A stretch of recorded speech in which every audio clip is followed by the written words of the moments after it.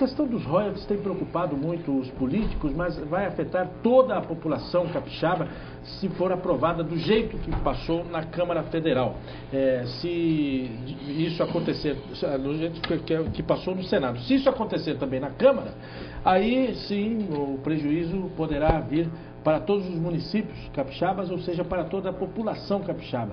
Mas isso não deve ocorrer desse jeito se depender da classe política aqui do Espírito Santo. O economista Mário Vasconcelos é professor de economia, é lá da UVV, e vem conversar com a gente a respeito disso. Tudo bem, professor? Boa tarde. Boa tarde, boa tarde. Como é que vai ficar a situação do Espírito Santo se isso acontecer do jeito que os outros estados querem?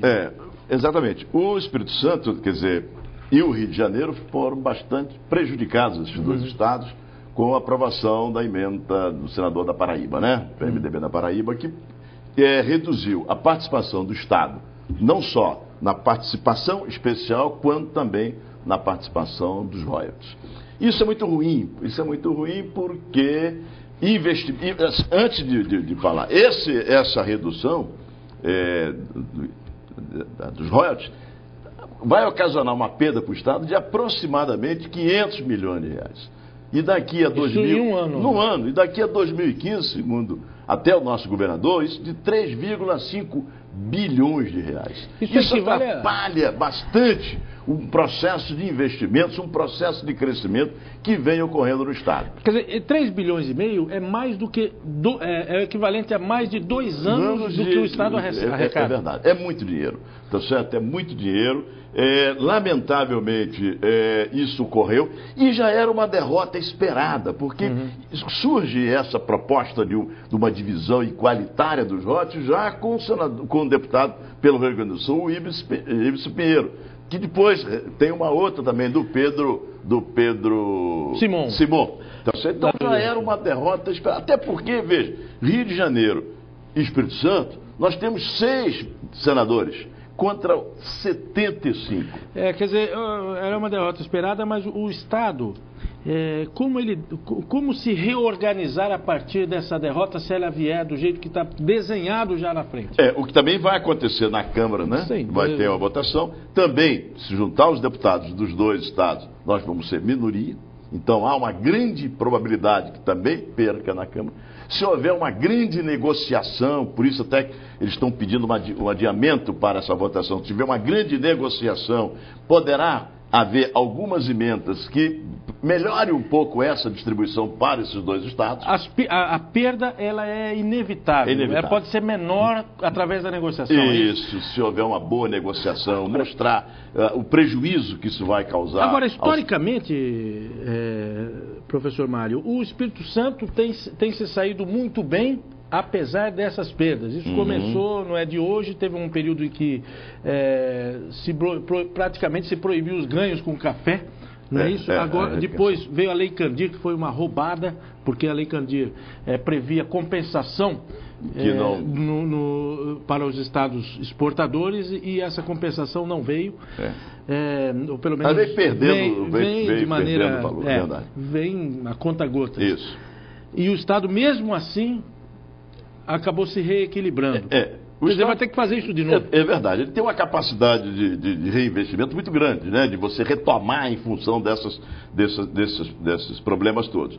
E o que eu acho que deve ser feito é uma reavaliação do próprio orçamento, não é? Do orçamento lá do Estado, para ver, canalizar recursos, né, de investimento, principalmente para a área de infraestrutura, a área de saúde, a área de educação, que são áreas bastante carentes e que esses recursos que nós perdemos certamente trariam grandes benefícios nesses segmentos, eu não tenho dúvida. É bom lembrar um outro fato, que o funcionalismo público estadual só passou a receber em dia graças à habilidade do governador Paulo Ertung e sua equipe, que conseguiram, com o governo federal, com apoio inclusive das pessoas ligadas ao presidente Lula aqui no estado, que conseguiu uma antecipação dos royalties e aí colocou em dia, o salário dos servidores que estava aí atrás.